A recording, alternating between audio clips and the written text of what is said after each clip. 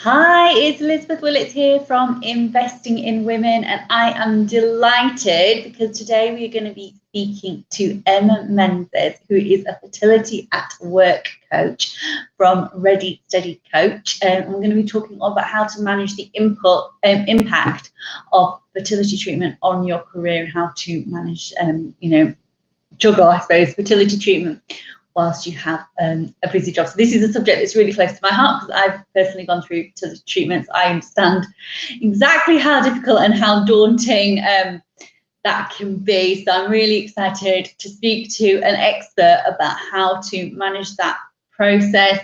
I'm going to get some ideas on coping strategies as well. But we are live today on Facebook and on LinkedIn. We're going to be talking all about how to manage the impact of fertility on your career with Emma Menzies. So as people are logging in, if they can let us know if you can hear us all right.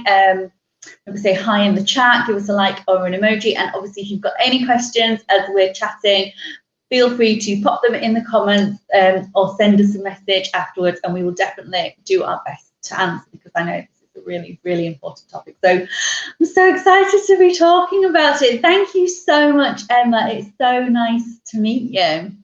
Thank you very much for having me. I've been really excited as well because it's a topic close to both our heart, really. So I think we've both been looking forward to it.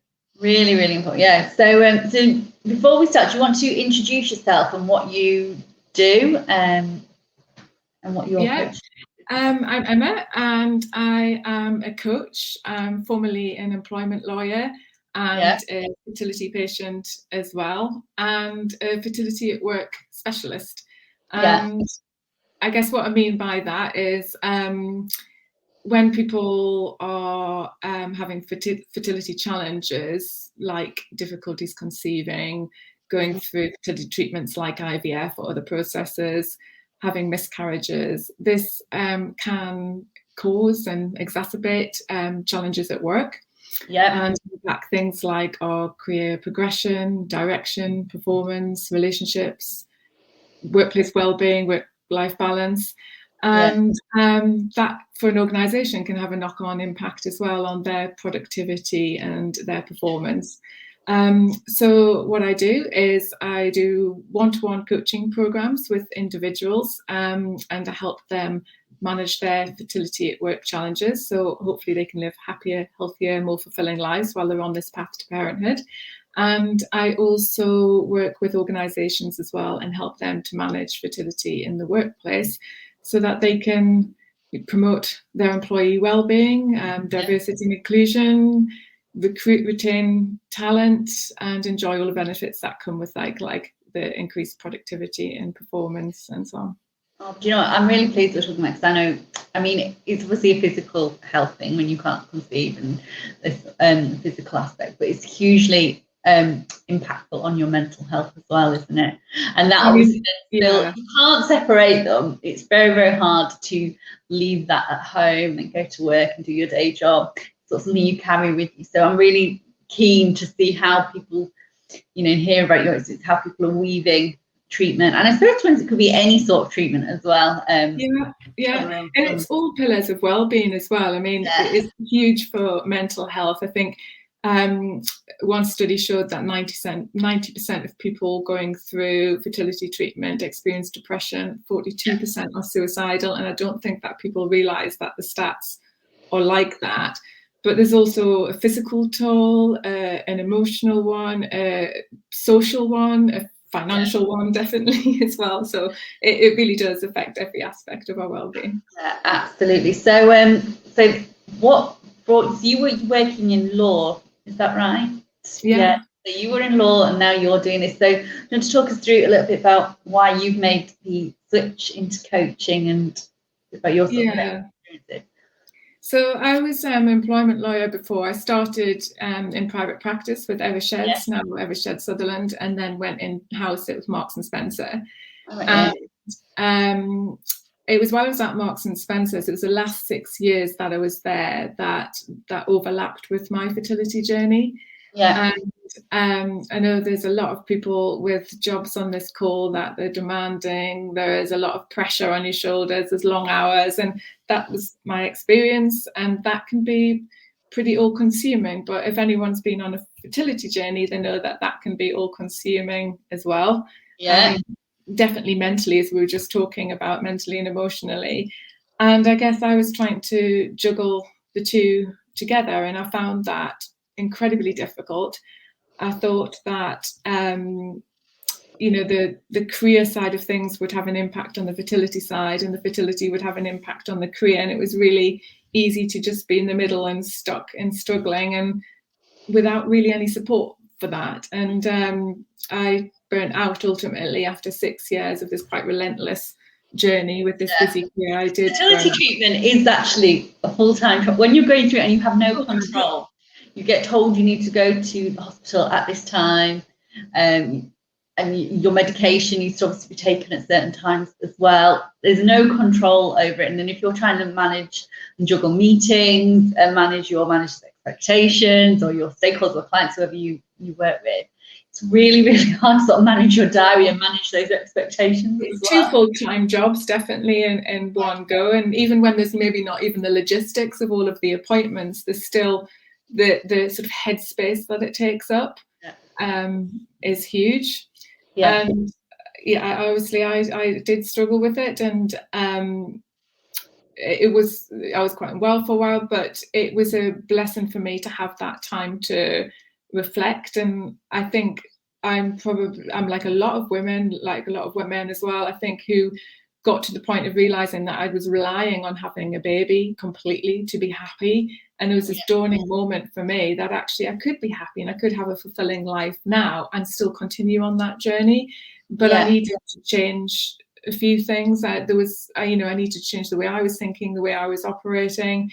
And there was more that was within my control to create a life that I wanted. And I started making changes. And for me, a big part of that was the decision to change careers. And that wouldn't be for everyone, but for me, it was the right choice. And coaching had been this amazing gift that had helped me with my own transformation that I wanted to give back. So I retrained as a coach, and then I knew I kind of wanted to help other people who were going through fertility struggles, because I just wanted to do my bit for them to have a happy, healthy, fulfilling life despite the difficulties we're on. In the way that I could do that with my professional background and my experiences was to have this focus on fertility at work. So that's how I kind of ended up going down that route.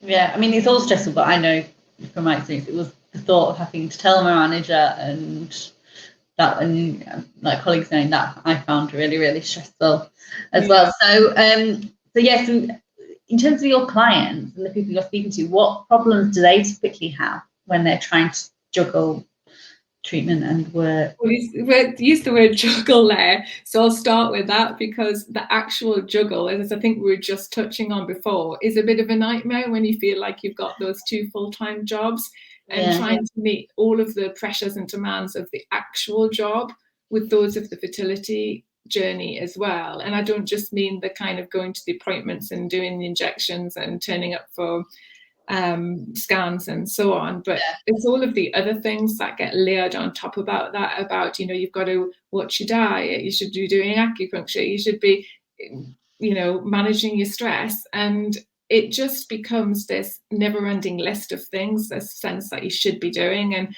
a lot of the people who I work with, it's that sense as well, is you've got to be doing everything brilliantly as well, or you're jeopardizing your chances. And it's that pressure, isn't it? It is horrible. And a lot of these people are really conscientious people, and they want to do their job well. They're doing great there, but then you feel like you've got to be the perfectionist on the fertility journey, or you're gonna, so that juggle can be really difficult. And that can be one of the things that leads to some people thinking, that they need to resign, they need to reduce their responsibilities, they need to go part-time. And there's going to be careful around whether the decisions are being made, the right decisions are being made at the right time for that. There's also a lot of holding back, like I better not change or go for this job, I better not progress, or I better not change while I'm going through this. I should just keep things as they are. But if that continues for long periods of time, then that can really create a sense of life stuck, life on hold, I'm not going anywhere. sort of lack of fulfillment and so on. So that's a real tough one. That's a really good point, because I mean, I know I did that. You think, oh, if I fall pregnant, it's, you know, I've got to tell my manager that I'm pregnant, or you know, the things like people, you know, might not then, if they move in, eligible for enhanced maternity pay somewhere else. I'll just wait for maternity pay. I'll just wait, but then you don't know how long. You don't know how long. Be waiting. So there is that, and there's a general sort of, you know, again, these people tend to be competent, capable, bright people who've been really used to achieving and getting what they want. And then when you go on a fertility journey, as I'm sure you know, and it feels like every month's a sense of failure, and every treatment cycle that doesn't work. And it's quite, the strategies for success that have worked in other areas of your life are just not working in this. And it's a real sense of, well, failure, hopelessness, helplessness that bleeds into the workplace, I think, and can impact confidence. Confidence can get really dented. There can be a sense of feeling a bit withdrawn from people. I've had that. You don't want to talk to people about your personal life because you don't want to draw attention to what you feel you don't have. And I think you lose a lot of, you know, I'm quite an outgoing person, but I definitely during that period was really quiet, subdued, you know, completely different. A shadow, I feel, of what I normally would be. But I think that's yourself, don't you? Yeah, but I think it's like a protection mechanism, because you don't want to let too many people in. And then, but then there's also then the kind of challenges of the at work pregnancy announcements and all of that kind of thing as well, and managing your performance in the job, but managing your self-management in the job. There's a lot of anxieties around that. I mean, I can say a hand on heart, I've had all of these, like, so not just my clients. If people are listening thinking that sounds like them, I would say you're not alone. I've been through most of these things as well, and they're very common amongst clients, but they're tricky situations to navigate. Yeah. So we've had someone, Lynette, has shared that she had a breakdown after her IUI attempt failed, but she had a really supportive manager. But she did hide her initial journey from them. So thank you for sharing. If anyone else wants to share their experiences, but a good manager can make a big difference. Massive, I think so. Yeah. So actually, that probably leads on to the next question. Should you tell your manager? Yeah. Well, I think there's a lot that can be gained potentially from telling your manager. I think, you know, there's that kind of problem shared, problem halved, sort of let the weight of the secret, you know, come off your shoulders, and deal with that kind of loneliness and isolation that a lot of us feel on the fertility journey by just having somebody know.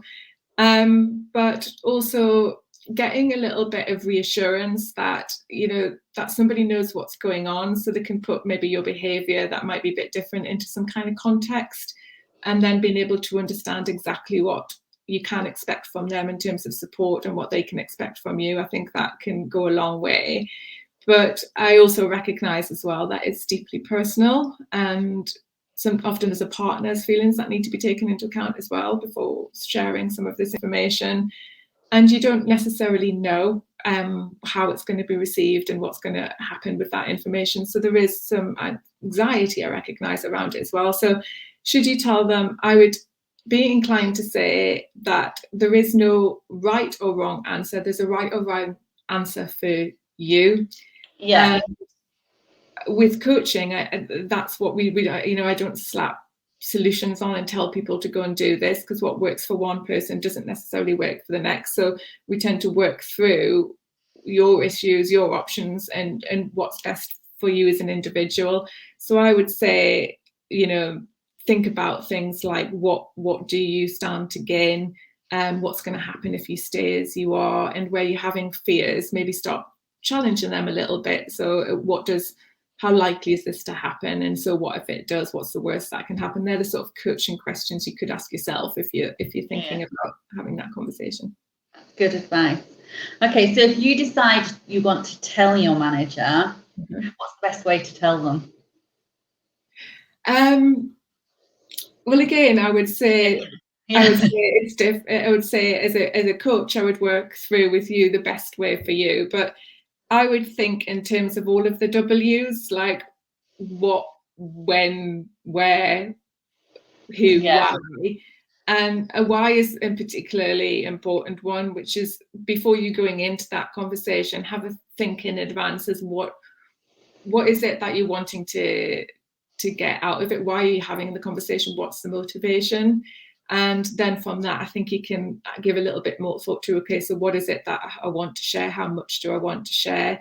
Who's the right person to speak to? When's the right time to speak to that person? Who else might need to know? And where do I want to have it? And I would work through those sorts of questions and then have the conversation. Okay. So what can you expect from your employer if you do decide to tell them? And do you have any legal rights? Were you going through fertility treatment? And that's maybe a good place to start. Yeah. Well, I'd say first of all, in terms of what to expect, going back to that earlier point, I would be clear yourself about what it is before you have that conversation about what it is you want and need and what you're expecting, because I think sometimes we can not be clear about that, and then it's easy for everybody to disappoint us, and we're kind of setting everybody up for failure, if you see what I mean, if we don't really know ourselves. And sometimes we don't know what we want or don't know what we need, but actually that could be what we communicate, which is, I'm telling you this because I know I want you to know, but I don't want anything at the moment. Or it might be, I want... That's just like the relieving yourself of... Yeah. Okay. So that sort of feeding that into the conversation, I think, is good. And then what you can expect is for your employer to listen and to be open-minded, to consider the situation or what you're asking for, and to do the best to try and to meet that. But I think also expect that you can't always have everything that you want the way that you want it, and there might need to be some room for negotiation around that. But you can expect, I would hope, that your employer is going to be lawful and that they'll follow their own procedures. So it's also worth, I think, in terms of what you can expect, is having a look at your own internal policies. And because like Accenture have 10 days, for example, have 10 days of fertility. You get 10 days per year to do fertility treatment. So if you work for an organisation such as them or another big company, they might have their own policies in place, and you might be able to apply for time off that's paid for. So your expectations may vary based on your organisations. You mentioned about legal rights, and I think in terms of, I think let's look at leave first. We're just talking about leave. So there is no statutory right to any leave for fertility treatment. So IVF appointments and anything to do with treatment appointments and leave related to the treatment, sick leave, needs to be treated the same as any other medical appointments and sick leave. If you treat it as a medical appointment, you wouldn't necessarily have to take it as annual leave. You could... No, it should be treated as any other medical appointment should. Okay, that's interesting. But your company might have policies. So again, you mentioned Accenture there, so it's worth seeing what leave, discretionary leave, might be provided for by your employer. But there's no statutory right to leave, and there's also no statutory right to time off for pregnancy losses before 24 weeks. After 24 weeks, then there are rights to time off that are subject to qualifying conditions. But at the moment in the UK, I'm talking about UK law here, there's no right to time off. And I say at the moment because there's been a few countries, at the beginning of the year, New Zealand introduced some paid time off for miscarriage, and I think there's a bill gone through in Ireland. In Australia, we're talking about introducing 2 days. So there are movements in some countries towards paid time off for miscarriage, earlier miscarriages, and hopefully that will find its way here. But that's the situation at the moment.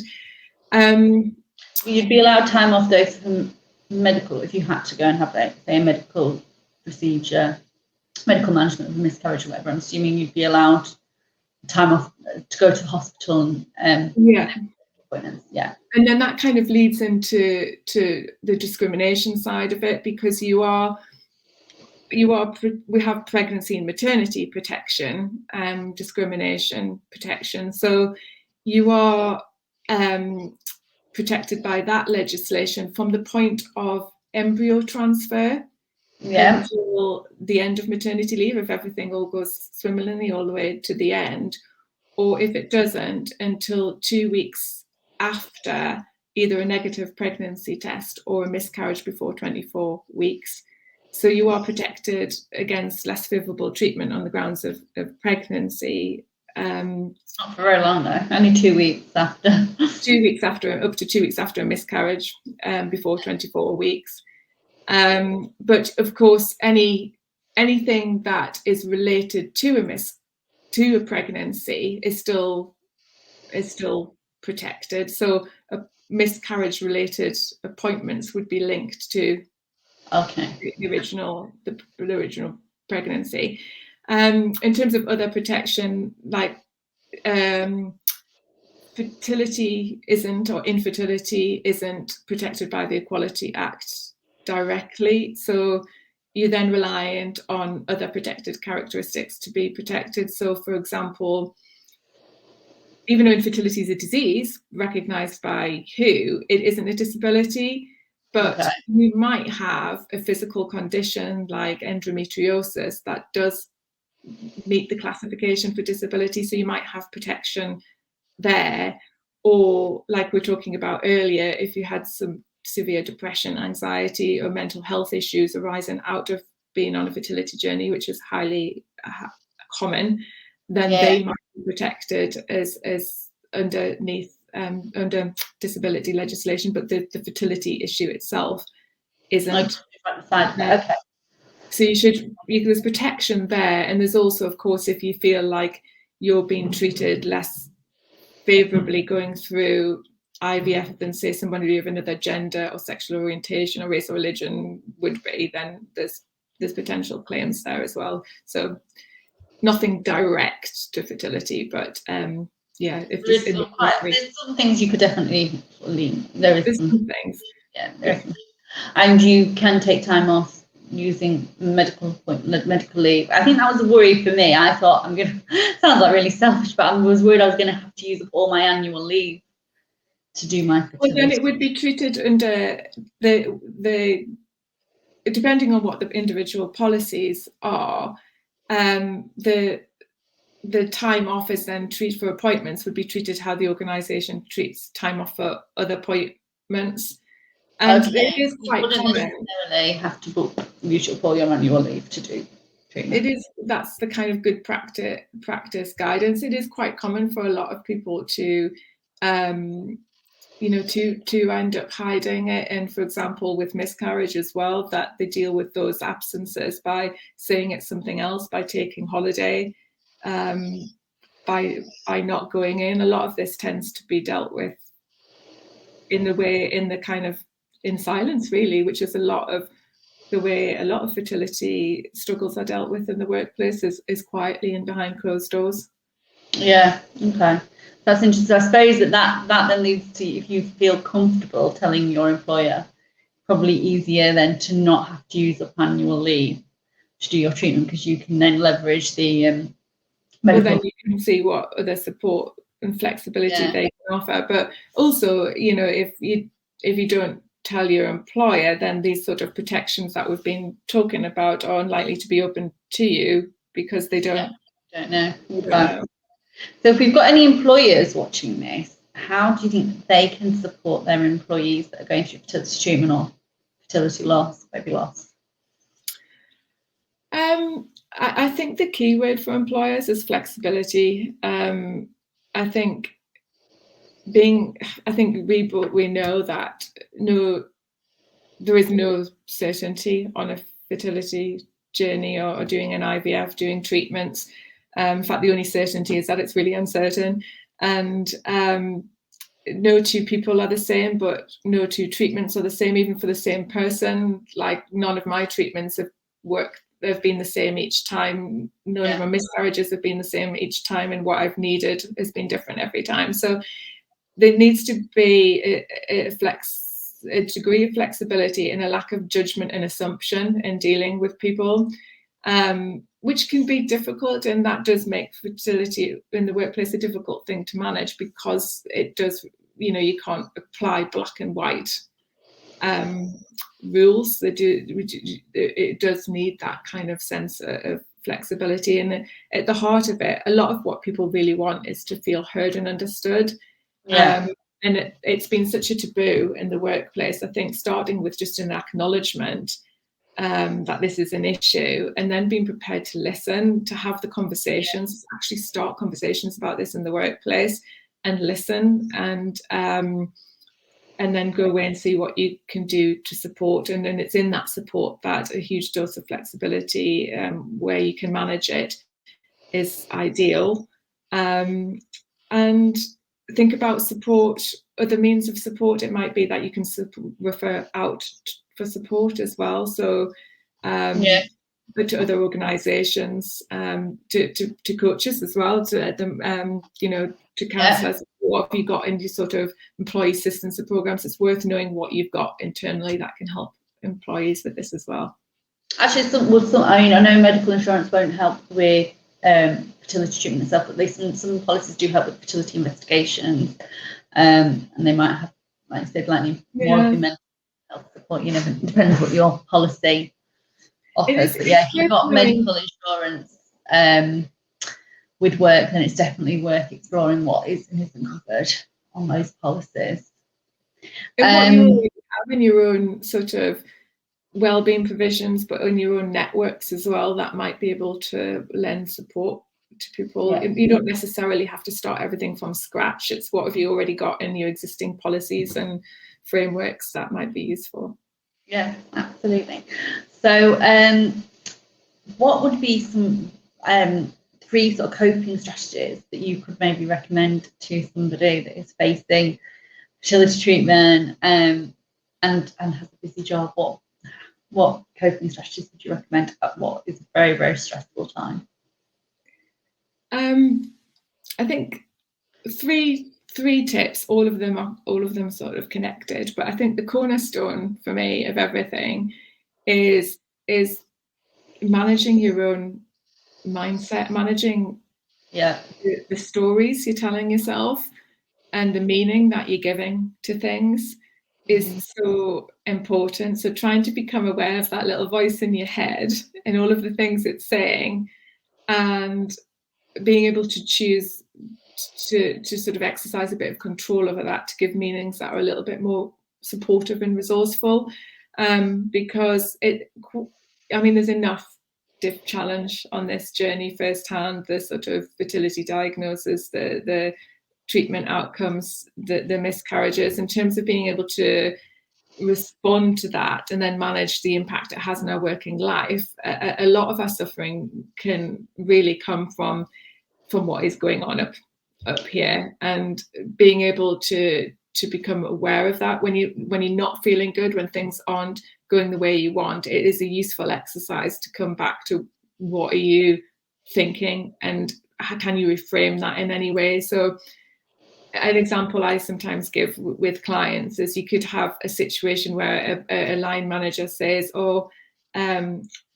you might be better coming straight back to work, say after a treatment failure or a miscarriage or something. Now you could have one person hear that and make that mean they're telling me I have to come back, and then act accordingly, and then they might feel really stressed, and then they're back at work. You could have another person in exactly the same circumstances who makes that mean, they're really looking out for what might be the best thing for me, and then they might think, I'll reflect on what's best for me. Actually, I think I need a little bit more time. So you can have the same circumstances given different meanings, lead to different state and result. So really, that would be my first tip, is be conscious of what you're telling yourself and making things mean.